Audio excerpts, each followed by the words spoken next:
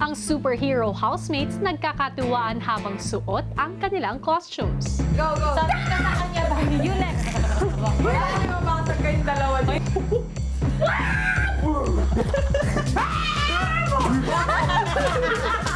Ito mo naman hinataw. Kung nagkakasiyahan sa labas, si Jessie naman seryosong kausap ni Kuya sa confession room. Sa nagdaang nominasyon, nakakuha ka ng immunity. Ngunit, tulad ng nasabi ko sa iyo, dahil sa batas na nalabag mo, ay may parusang nag-aantay para sa iyo. Dudumugi na kayong dalawa. Kasi alam niyo, nung nasa labas, para kami pinapanood namin kayo. Sobrang taas ng rating, tapos Ayan na, quiet na, quiet. Dumating na ang takdang panahon para ibigay ko sa iyo ito. Apo, Kuya.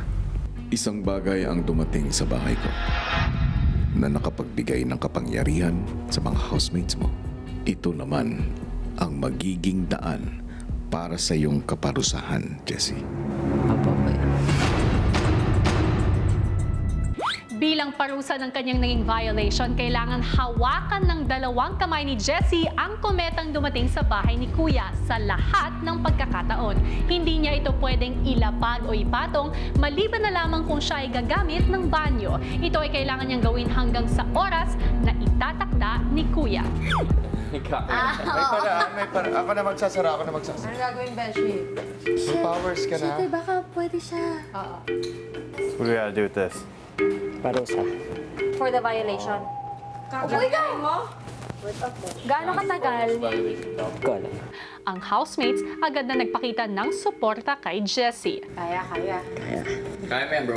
Kaya mo yan. Nag-workout ka.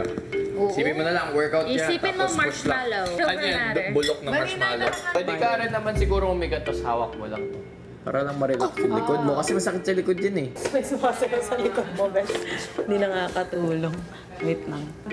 Wala, ang baho ng bato. Ang bango, bes. Amoy kilikiling maasim. Ano ba yan? Yan. Si Jessie mukhang hindi pa naiinda ang hirap ng parusa at nakikisaya pa sa mga kasama. Pag nag-uusap tayo, naiintindihan mo. Yung salita. Ang salita. Gusto mo ng Gusto mo ng Junk food chichirya. like chips. Hindi. Hindi. gulay. Gusto mo ng gulay? Gulay.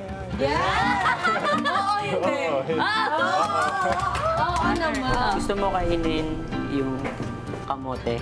Oh, Pero ilang sandali pa, mukhang nakakaramdam na ito ng ngalay.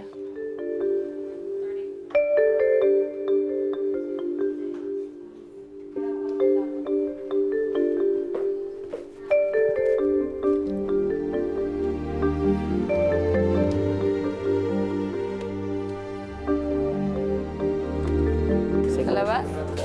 Para hindi pumasok. Ba't tayo yung hindi siya buhay? I was out here with Jessie and Omen. There was a big eat. Workout din. Hirap naman. Kaya mo yan, Besh. Hanggang Mahirap ngayong lang gabi yung lang amoy naman. tsaka yung hawakan. Oo. Medyo parang nasusukan na ako. Go, Jessie! Go! Upo ikaw. Isipin mo, nag-teach Mahirap. yung mga superhero.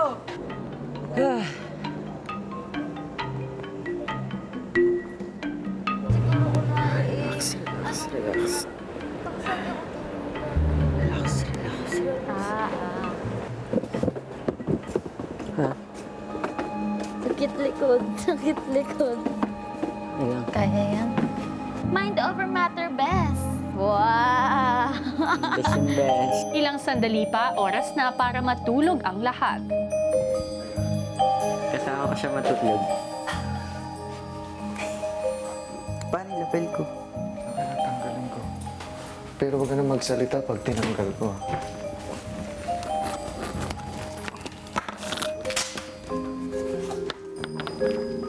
Off ko na.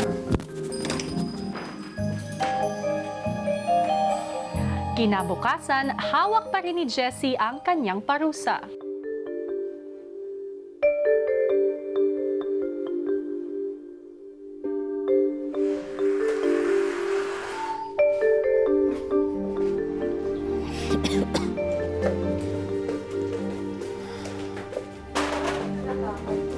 Matapos maligo, todo alalay naman ang mga kasama sa kanyang pagkain.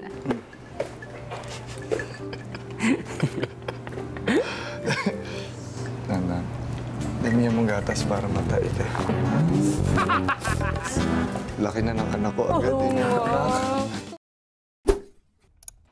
Hey, kapamilya! Be updated with the Pinoy Big Brother housemates by clicking the subscribe button and watch all the latest videos by clicking the I button above.